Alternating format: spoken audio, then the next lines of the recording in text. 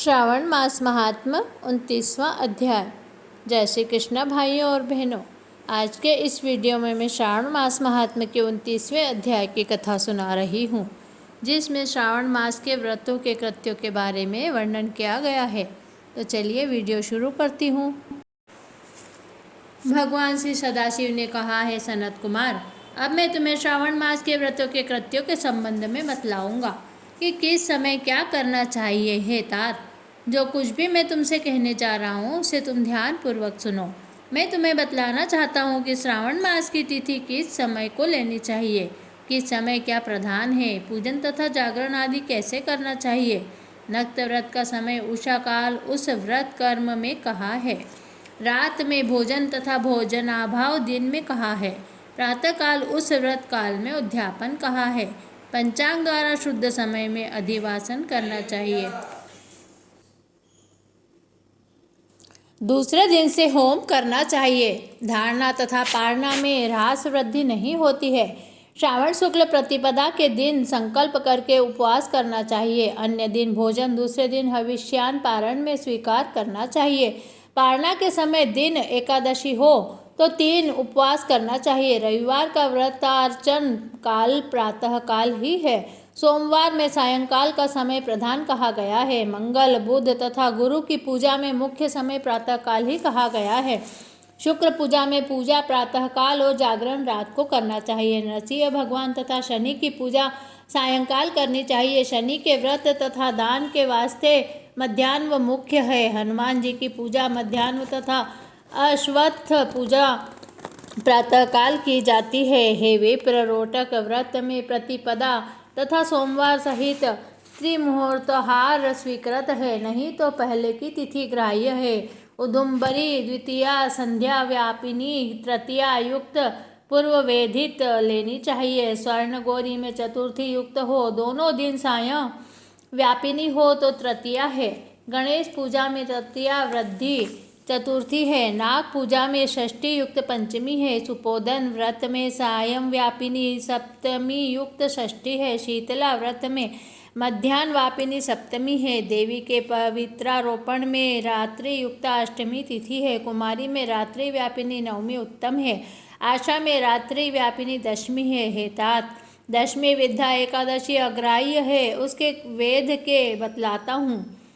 वेद को बतलाता हूँ। अरुणोदय समय दशमी वेद वैष्णवों के यहाँ होता है।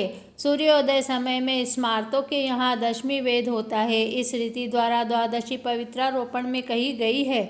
अनंग व्रत में रात्रि व्यापिनी त्रयोदशी है। द्वितीय प्रहर व्यापिनी हो जाने से प्रशस्तर होती है। शिव पवित्रारोपण में चतुर्दशी रात्रि व्यापिनी है। अर्धरात्रि व्यापिनी अधिक उत्तम है। उपाकर्म तथा उत्सर्ग में पूर्णिमा और श्रवण नक्षत्र है। यदि अन्य दिन पूर्णिमा 3 मुहूर्त है तो व्रत दूसरे दिन करना चाहिए, नहीं तो ऋग्वेद तैत्तिरीय शाखा वालों को पहले दिन करना चाहिए। तैत्तिरीय शाखा वाले यजुर्वेदियों को अन्य दिन पूर्णिमा 3 मुहूर्त में रहने पर भी उपाकर्म और उत्सर्ग दोनों पूर्व ही करने चाहिए। दूसरे दिन पूर्णिमा तथा श्रावण नक्षत्र 1 मुहूर्तोत्तर संबंध हो और अन्य 2 दिन मुहूर्त के अंदर पूर्णिमा श्रवण नक्षत्र समाप्त हो तो पूर्व दिन करना चाहिए। अपराह्न काल में सामवेदियों को हस्त नक्षत्र अपान काल व्यापिनी हो तो पहले दिन करना चाहिए। उपाकमोत्तर सभादीप करना चाहिए। श्रावणी कर्म तथा सर्प बलि को सूर्यास्त समय व्यापिनी पूर्णिमा उत्तम है। हयग्रीवोत्सव में पूर्णिमा मध्याह्न व्यापिनी लेनी चाहिए। रक्षाबंधन कार्य में अपराह्न व्यापिनी पूर्णिमा ग्राह्य। चंद्रोदय व्यापिनी संकट चतुर्थी स्वीकृत है। चतुर्थी चंद्रोदय व्यापिनी दिन में हो अथवा न हो तो पहले दिन करनी चाहिए, क्योंकि तृतीया के दिन चतुर्थी हो जाने से वह महत्वपूर्ण फलप्रद होती है। हे तात, व्रती को पहले दिन गणनाथ को प्रसन्न करने वाली चतुर्थी का व्रत करना चाहिए। गणेश, गौरी तथा बहुला को छोड़कर अन्य देवताओं की पूजा में पंचमी विध ली गई है। भगवान श्री कृष्णचंद्र जी महाराज की पूजा में अर्धरात्रि व्यापिनी अष्टमी तिथि है। निर्णय के बारे में सर्वत्र 6 तिथियां मानी गई हैं।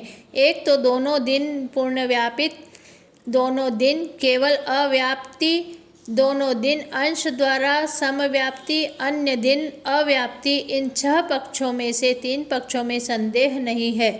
अब उसे सुनो।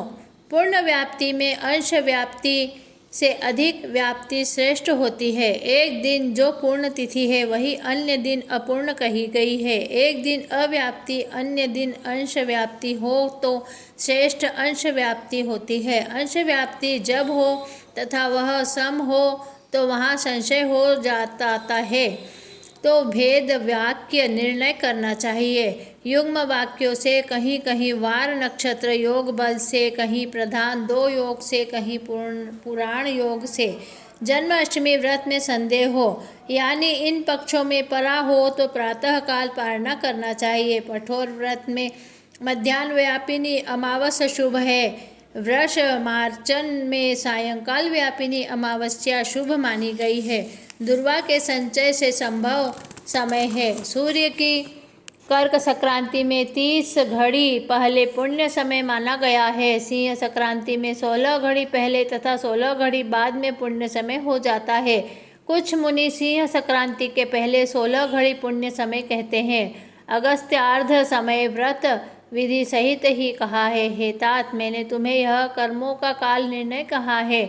इस अध्याय को जो सुनता है तथा जो इसे सुनाता है उसको श्रावण मास के सभी व्रतों के फल की प्राप्ति हो जाती है। श्रावण मास महात्म्य 29वें अध्याय की कथा आज यहीं समाप्त होती है। श्री शिवाय नमस्तुभ्यं, श्री शिवाय नमस्तुभ्यं, श्री शिवाय नमस्तुभ्यं, श्री शिवाय नमस्तुभ्यं। ओम तत्पुरुषाय विद्महे महादेवाय धीमहि तन्नो रुद्रः प्रचोदयात्। प्रिय भाइयों और बहनों, अगर अभी तक आपने मेरे चैनल को सब्सक्राइब नहीं किया हो तो जल्दी से सब्सक्राइब कर लीजिए। जय श्री कृष्णा, धन्यवाद।